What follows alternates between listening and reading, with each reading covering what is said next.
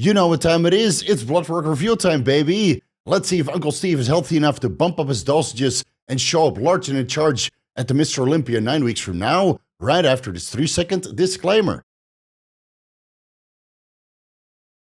Vigorous Steve here, after a quick holiday to Dubai in the Netherlands, gaining a little bit of chunk on my lower back, but fasting that off for 4 days as soon as I came back, enjoying a deload, still walking 20,000 steps per day in Dubai in the Netherlands.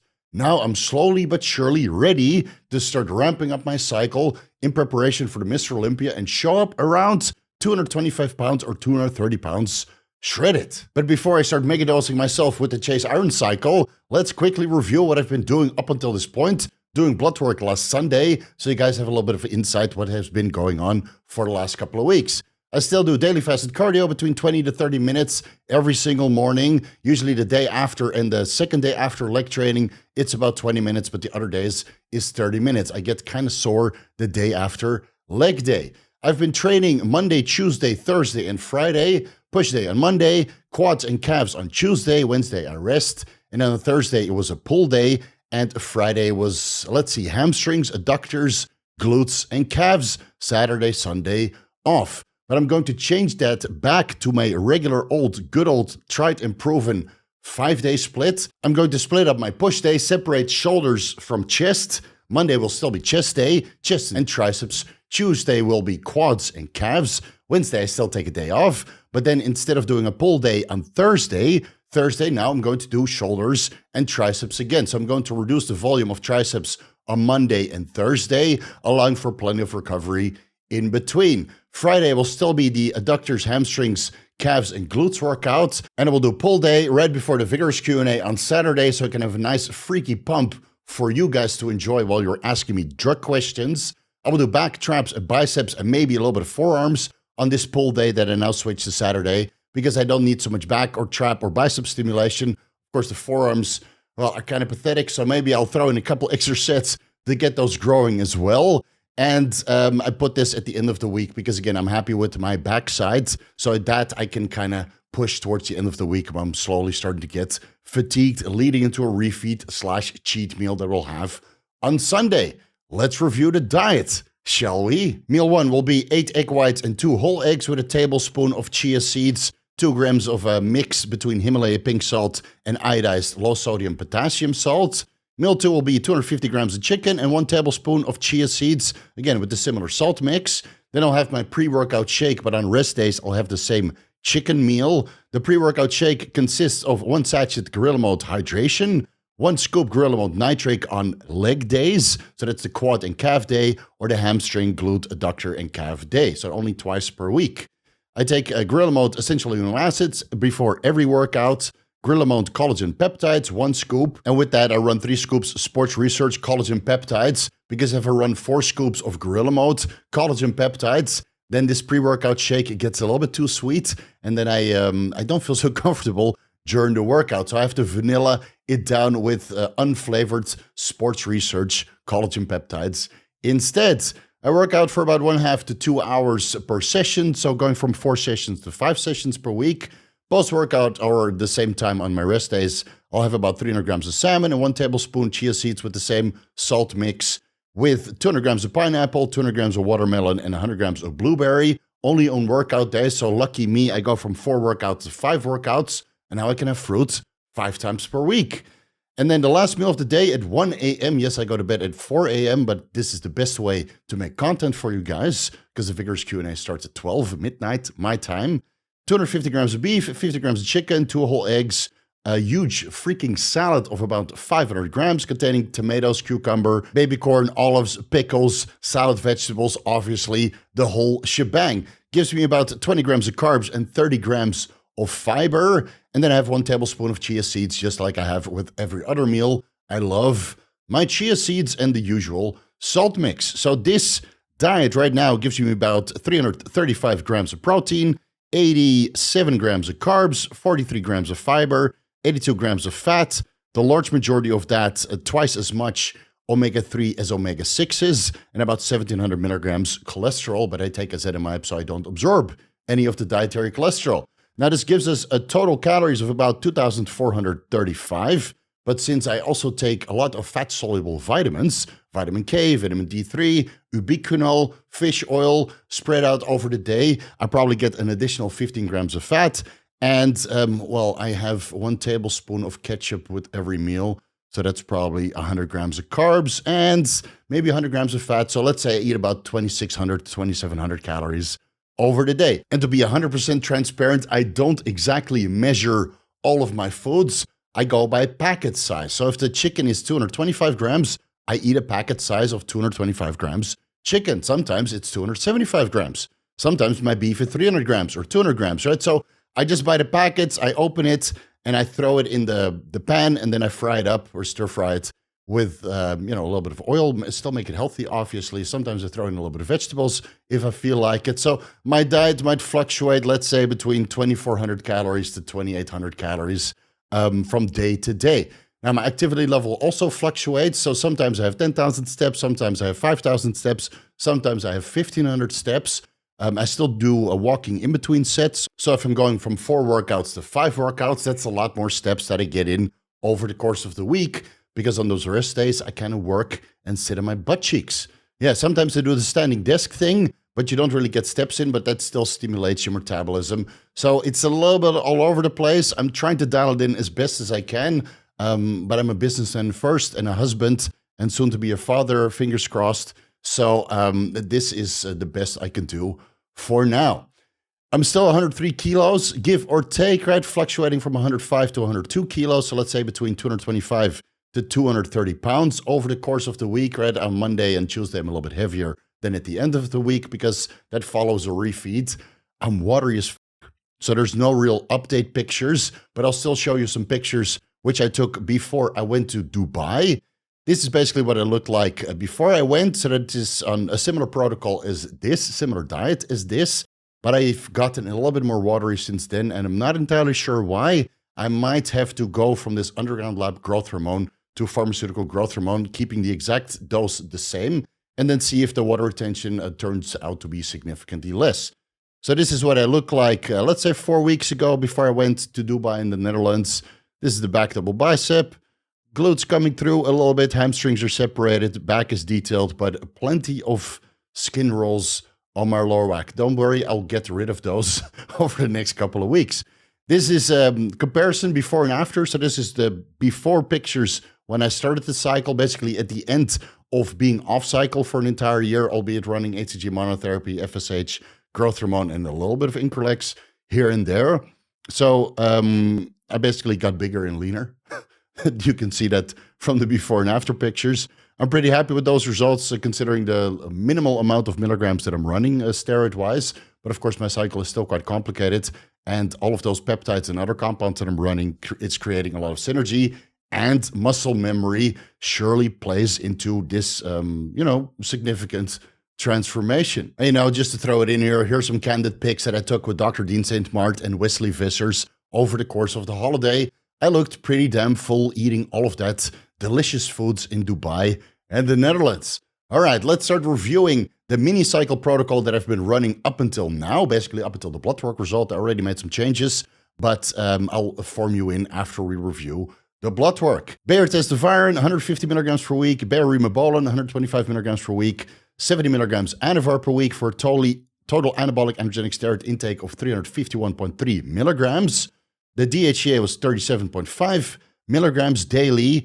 Regarding the peptides, HCG was still 500 IUs Monday, Wednesday, Friday, so 1,500 IUs over the week. 10 IUs underground lab growth hormone subcutaneously before bed every single day of the week, except Sunday, because on Sunday I eat whatever I want, and I don't want this additional growth hormone ruining my insulin sensitivity overnight when a boatload of carbohydrates and fats are floating around in my bloodstream. I took Ipsen Increlex, 500 micrograms, so 250 micrograms bilaterally, about 1 hour pre-workout. I introduced GHK copper the last couple of weeks for a little bit of site enhancement. And since I saw on my previous blood work results that my serum iron levels were going lower and lower and lower, I figured that I might be having a copper deficiency. I checked my copper levels on this blood work results, but it will take about 2 weeks before those results to come back because they probably have to be sent to another country. So stay tuned for that. I'll link those results down below. As you'll see from the blood work results, my serum iron levels have more than doubled. So I would say that the GHK copper, the copper contained within, has been doing its job. So I've been using that as site enhancement in the upper part of my teardrop to kind of fill that out. I felt over the last couple of years I was connecting with that area less and less and less. So instead of having a nice bulge from the teardrop, right, going into my upper quads, that was slowly going away. So I started to fill that in with 5 milligrams GHK copper, which stimulates collagen synthesis at the site of administration. It burns like fucking crazy. It's like gonorrhea times 10, or burn marks times 10 for the guys that ever stuck your hand in a boiling pan of water to get some eggs out, or just misplacing your hand, right? It feels terrible. So I have one vial left, and then I'm going to stop the GHK copper forever. Let's see, the metabolic modulators and the fat burners. I was doing injectable carnitine, 500 milligrams before fasted cardio, 7 days per week, and then before the workout, 4 times per week. I will change that to 5 times per week. Since the last video, I started using 50 milligrams of Mirabegron per day before fasted cardio, and another serving of 50 milligrams before the workout, 4 times per week. Don't worry, at one point or another, when I'm done with this small experiment, I'll make a comparison video between clenbuterol, albuterol, and Mirabegron regarding beta-2 and beta-3 adrenergic receptor stimulation and how they overlap and which one are more beneficial for overall fat loss. Spoiler alert, it's Mirabegron. That's why I'm running it instead of clenbuterol. Regarding the ancillaries and nootropics, I was on 100 micrograms T4 before bed alongside the 10 IUs of growth hormone that I was taking. Telmisartan, 40 milligrams upon waking, 10 milligrams ezetimibe upon waking. I used 50 milligrams fluvoxamine before bed, but I stopped that about a week ago. I'm already getting the brain zaps, so I will switch to vortioxetine going forward. And I was using nootropics as needed. That was 10 milligrams dihexa, Nupept, or 500 micrograms intranasal Semax. I reintroduced a couple weeks ago and forgot to update you guys the mitochondrial support stack with IV treatment. So that's 200 milligrams NAD+, 1800 milligrams injectable glutathione, 5000 milligrams vitamin C, and 705 milligrams of a B100 complex containing all of the B vitamins, diluted in 500 milliliters normal saline solution for a total injection volume of 540 milliliters. Because the NAD+ is about 4 milliliters, the glutathione is about 12 milliliters, the vitamin C is 20 milliliters, and the B100 complex is 4 milliliters once reconstituted. Let's get into the blood work results and show you how bad or how good my markers are on a protocol like this, running that for several weeks to months. So we're going to compare the blood work results from June 16th, 2024 to the blood work results from August 4th, 2024, with about 7 weeks in between. In the urinalysis results, it's pretty much identical. The color of my urine was yellow, appearance was clear, specific gravity is 1.007, could have drank a little bit more water.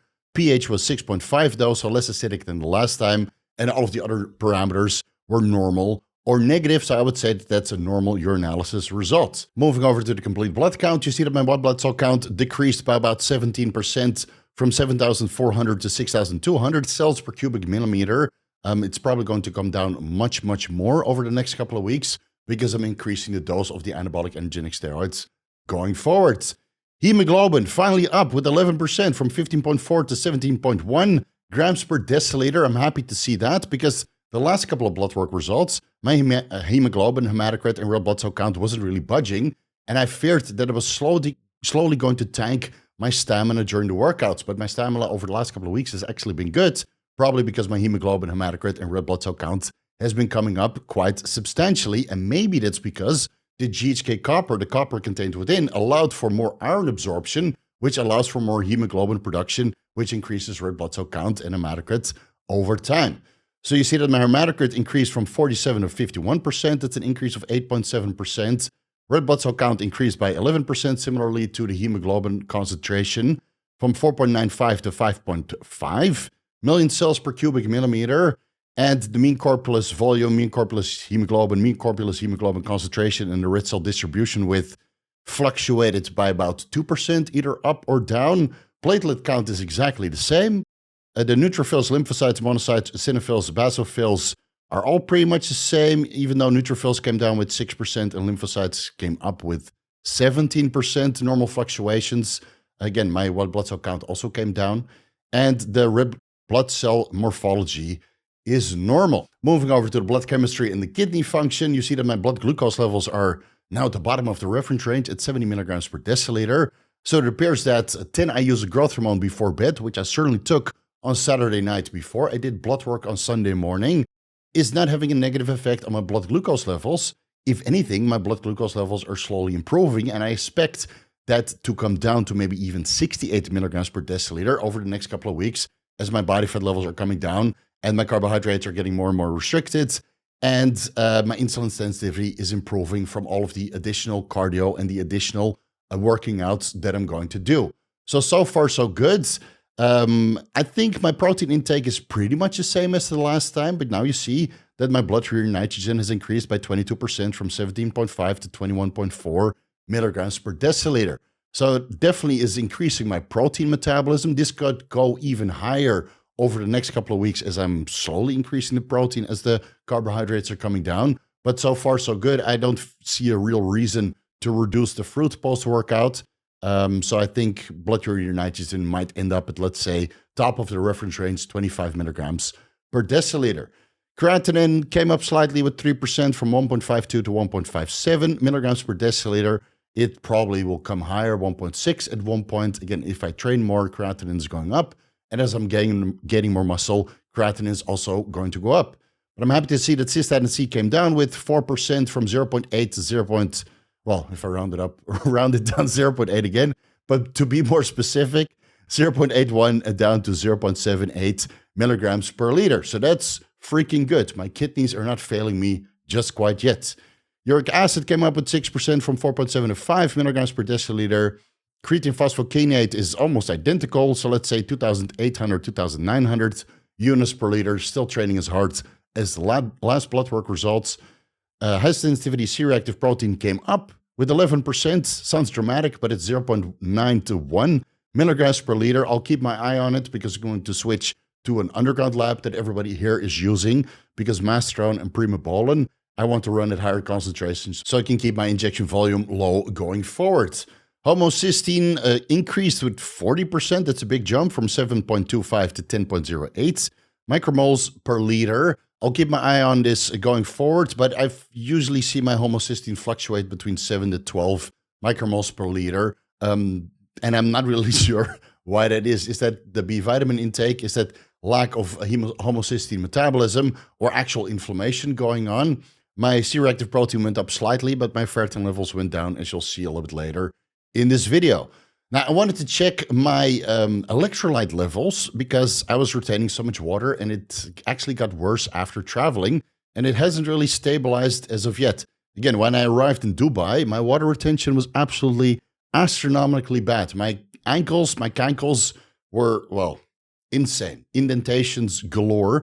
Even though that day I didn't eat anything and I stopped injecting growth hormone the day before. But next time I travel, I will certainly stop the growth hormone at least 1 week before because the edema that I had was brutal. I couldn't even fit into my own shoes. But when you look at my electrolytes, it's pretty much the same. It's a fluctuation of what? 4% up and 4% down between sodium, potassium chloride, total carbon dioxide, calcium, magnesium, and the copper is pending. So I would say that these are normal numbers. I compared all of my electrolyte functions over the last 5 years, and this all falls within normal parameters. So it's not an electrolyte issue. I think it's just something that's in the underground lab growth hormone that is making me watery. And the weird thing is, Aaron is running the exact same brand, and he's diced to the socks. He's diced to the socks, but he's running a little bit more masterone than I am, so maybe I need to bump up the masterone besides the 150 milligrams that I had in mind. That's per week. So the copper is pending. I'll link that down below. It's probably somewhere towards the middle to the top of the reference range because I've been injecting 10 milligrams GHK copper per day leading up to this blood work result. And I have about 50 milligrams to go for the last vial that I still have left. And then we're done with that. Serum lipids changed a little bit. Total cholesterol came up at 2% from 95 to 97 milligrams per deciliter. Triglycerides came up from 33 to 44. This is an increase of 33%. So blood glucose levels are coming down, but triglyceride levels are coming up from the growth hormone. HDL came down with, let's say, 9% from 33 to 30 milligrams per deciliter. So that's just more time on steroids. I didn't change anything to my protocol, but more time on steroids usually means worse HDL. And I'm sure it's going to get a lot worse going forward. LDL increased by 10% from 51 to 56 milligrams per deciliter. So that's also probably going to get worse, as you'll see from the protocol that I have in mind. Luckily, lipoprotein little a didn't really budge much. An increase of 12.5% from 8 to 9 milligrams per deciliter. Apolipoprotein A1, which is contained within the HDL molecule, went down with 10%, which is basically, or 9% similarly to how HDL went down from 1.1 to 1 milligram per deciliter. And apolipoprotein B, which is contained within the LDL cholesterol, increased with 9.4, similarly to how LDL increased from 53 to 58 milligrams per deciliter. Liver panel is small changes, total protein, albumin, globulin. That's, well, small changes. Let's not waste time on that, but it's good to see that my albumin to globulin ratio is now finally in range. It's been hovering around 2 to 2.1 for the last couple of months.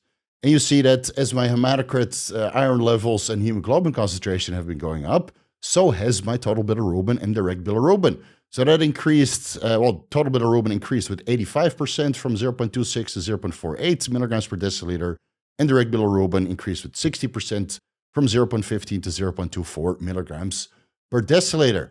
I'm running UTCA every single day, every single meal, about 1,000 milligrams of UTCA to help with bile acid secretion and bilirubin and toxin detoxification. So I'm not too worried. And, actually, my liver enzymes went down, even though I drank copious amounts of alcohol on holiday. I'm not going to lie. I had alcohol twice in Dubai and 3 times in Holland, so that's 5 times over 2 weeks. Shame on me. Maybe that's why my direct and total bilirubin went up. No, that's hemoglobin metabolism. But at least my liver enzymes went down with about 9% between both. AST from 75 to 68 and ALT from 57 to 52, finally in range units per liter. Alkaline phosphatase, an increase of 6%, 52 to 55 units per liter. That's a normal fluctuation. I'm still on top of my magnesium and zinc. And gamma GT exactly the same at 11 IUs per liter because of that their injectable glutathione, carnitine, and coffee. And you see here that ferritin went down with 21% from 355 to 280 nanograms per milliliter. So that's good to see. So is that a reduction of inflammation, or now a less iron transport throughout the bloodstream or storage of iron in the peripheral tissue, because iron levels are actually going up. The last time, 7 weeks ago, my serum iron was 60 micrograms per deciliter, and now it increased with, 98%, so that's basically double, to 119 micrograms per deciliter.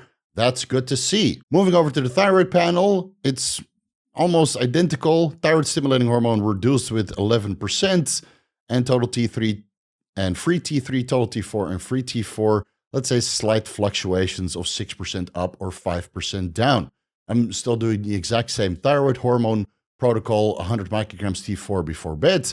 So I would say that this is a normal fluctuation in time. Now we're getting to the sex hormones. Yes, please. Beta-HCG, I didn't test again. I'm sure they're going to be elevated. I don't need to recheck that on 500 IUs. Merck Ovitro recombinant HCG. Cortisol came down with 17.5% from 14.3 to 11.8 micrograms per deciliter. That holiday did me good. Low stress levels. Estradiol reduction of 13% from 44.1 to 38.5 picograms per milliliter. Is the last result still some tremolone sandwich detecting as estradiol like the previous results where it was over 100 picograms per milliliter? I'm not entirely sure. Maybe my body fat levels did come down in the meantime, and thus I get less aromatization from the testosterone that I was injecting. I'll leave it up to chance. I'll leave it up to what you guys, how you guys want to interpret that. Progesterone, an increase of 20% from 0.1 to 0.12 nanograms per milliliter, normal fluctuation. Prolactin increased slightly, even though estradiol came down. 24% up from 6 to 8 nanograms per milliliter. No issues with my libido, so I'm not going to touch it. Total testosterone, a reduction of 20% from 1,300 to 1,000 nanograms per deciliter. I still inject the exact same amount of testosterone subcutaneously every single day, so I'm not entirely sure why this is lower.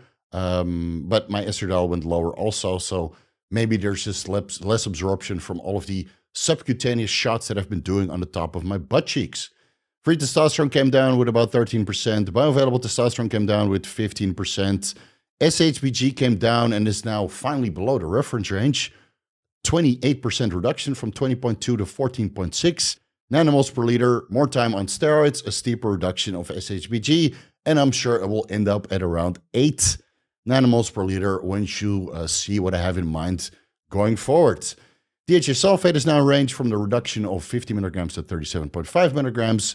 So it went from 600 to, let's say, 460 micrograms per deciliter, a reduction of 23%. Growth hormone, finally in range again, because I injected the night before, and the growth hormone is already metabolized by the time you do blood work. So it was 13.3 nanograms per milliliter because I injected 10 IUs intramuscularly about 2.5 hours before doing blood work. And this time I shot it the night before, so it's completely metabolized. And you see that IGF-1 levels have been increasing quite significantly by 75% from 209 to 270 nanograms per milliliter, because now I've been on growth hormone 10 IUs subcutaneously before bed for at least 2.5 weeks or 2 weeks leading into these blood work results. And this also means that IGF-1 binding protein 3 has been increasing, but only by 15% from 3,600 to 4,100 nanograms per milliliter. So I still have a good amount of free IGF-1 to interact with the IGF-1 receptors. Insulin levels did increase quite significantly with 83% from 3 to 5.5 micro-IUs per milliliter. So I'll have to keep my eye on the triglycerides and the fasting insulin levels, because if that starts to creep upwards with large bolus injections of growth hormone before bed, then obviously I'm losing insulin sensitivity. Maybe the serum triglycerides are compounding with that. And if my fasting insulin levels are going up, then at one point I'll have to cut it out, do a mini cut amongst the proper cut. So I have to take all the carbohydrates out and then maybe throw away the Increlex as well, and then add in a little bit of metformin to really get that fasting insulin level down for me to continue using that much growth hormone again, because the fat loss that I get from that much growth hormone, stellar. Hemoglobin A1C barely budged over the last 7 weeks, even though I did eat a little bit freely in Dubai and in the Netherlands, from 4.6 to 4.7%. So I would say we're still good there. Right, so at least the triglycerides and the fasting insulin that is now slowly creeping up is not having a negative effect on my hemoglobin A1C yet. But I'll keep my eye on it, I promise. So without further ado, the Mr.Olympia steroid cycle protocol that everybody wants to know. A whopping 150 milligrams testosterone enanthate per week, 150 milligrams primobolan per week, 150 milligrams mastrone per week. Both the primobolan and the mastrone is from a local underground lab that's brewing in MCT oil. Everybody's been using that, and I don't see any clear changes on the hydrosensitivity C-reactive protein levels. And so that indicates no inflammation, and they're getting results as expected. So I'm just going to try it for the first time in many years, switch from 100% pharmaceutical to running as much pharmaceutical as I can, and then whatever I can't get from pharmaceutical, even though I do have access to Rimabolan, to keep the injection volume as low as possible, I'm going to switch to underground lab primo and mastrone. And the Bonavir will stay the same, so that's 70 milligrams per week, 10 milligrams sublingually pre-workout, or 5 milligrams morning and evening on rest days, for a total steroid intake of 526.3 milligrams over the week. DHA will stay the same, but at 6 weeks out before the Mr.Olympia, I might add, and it's very likely that I will add it, but I will do blood work first, add in 25 milligrams trembolone acetate and 50 milligrams Winstrol suspension injected subcutaneously. So I'll mix in the trembolone acetate with the blend of 150 test, 150 primo, and 150 mastrone, and then see how I respond. I might bump up the mastrone to 300 milligrams to really get the water off. But I remember after I stopped using the growth hormone within 3 days and 1 Lasix, because the water retention was so bad in Dubai, I had to take a Lasix, couldn't get rid of it otherwise. After I took a diuretic, I was pretty damn lean. And I should have taken pictures, but, well, you might have seen how lean I looked from the pictures I took with Dr. Dean and Wesley Vissers. So I'll mix in the trembolone acetate and might increase the mastrone with the Steroval that I prepare for a week in advance. And then I'll do the Winstrol suspension subcutaneously in a separate injection because that's water-based. And somehow, some way, this brand actually produces a Winstrol suspension that goes through an insulin syringe. Win, and no post-injection pain. I already had 1 shot last Monday. Going forward, regarding the peptides, the Merck Ovitrol will stay exactly the same, 500 IUs 3 times per week, Monday, Wednesday, Friday. The underground growth hormone will stay exactly the same, 10 IUs subcutaneously before bed, 6 times per week, skip on Sunday, and I'll discontinue that 1 week before flying because I don't want this brutal water retention I had last time. Same for the Increlex. I will stop that 1 week before because I hold a little bit of water on the Increlex as well. 500 micrograms pre-workout split bilaterally, 250 micrograms in each side of the muscle that I'm going to train that day. And otherwise subcutaneously on rest days. The GHK copper, I will continue 5 milligrams bilaterally into the teardrops for another week or two until this last vial is finished, and then I'm never going to touch it again because the post-injection pain is so goddamn brutal. Metabolic modulators and fat burners is going to increase quite a bit. Injectable carnitine will stay exactly the same, 500 milligrams before fasted cardio and 500 milligrams before the workout. The mirabegron will stay exactly the same at 50 milligrams before fasted cardio and 50 milligrams before the workout. I will add in a new peptide that Dr. Dean St. Martin has been running up until the last two contests, and he was raving about it in Dubai. So I got myself from his trusted source, SLU-PP332, which activates mitochondrial biogenesis and stimulates metabolism through the estrogen receptor alpha. So it's an estrogen-like compound. Torkestrone and ecdysterone work on the estrogen receptor beta, but this one works on the estrogen receptor alpha and stimulates thermogenesis, mitochondrial biogenesis, and helps with overall fat burning quite dramatically. So he was running 200 micrograms for a while, but he really started to notice significant benefits from SLU-PP332. When he bumped up the dose, he doubled the dose from 200 micrograms to 400 micrograms. So I will take 200 micrograms before fasted cardio and 200 micrograms before the workout, but also 200 micrograms on rest day around 8 p.m. To keep that intake exactly the same over the week. I will add in 3 milligrams ribosine from Gorilla Minds 1 hour before fasted cardio to help with a little bit of lower back fat. I will add in the Cardarine 10 milligrams before fasted cardio to really speed up the fat loss. I'm not going to go over 10 milligrams because that is the cancerous dose, as I mentioned to you many times in the Cardarine deep dive. The ancillaries and nootropics, very similar to before, 100 micrograms T4 before bed, 40 milligrams telmisartan upon waking, 10 milligrams ezetimibe upon waking. I will stop the fluvoxamine and switch to vortioxetine. I'll slowly start tapering up the dose just like I did with fluvoxamine. So I'll start with 2.5 milligrams before bed daily for 8 days, then 5 milligrams before bed daily for about 1 month, 10 milligrams before bed daily for 3 months, and then I might go to 20 milligrams before bed daily, but it really depends on how I feel as each dosage increases, right? I'll keep you guys updated.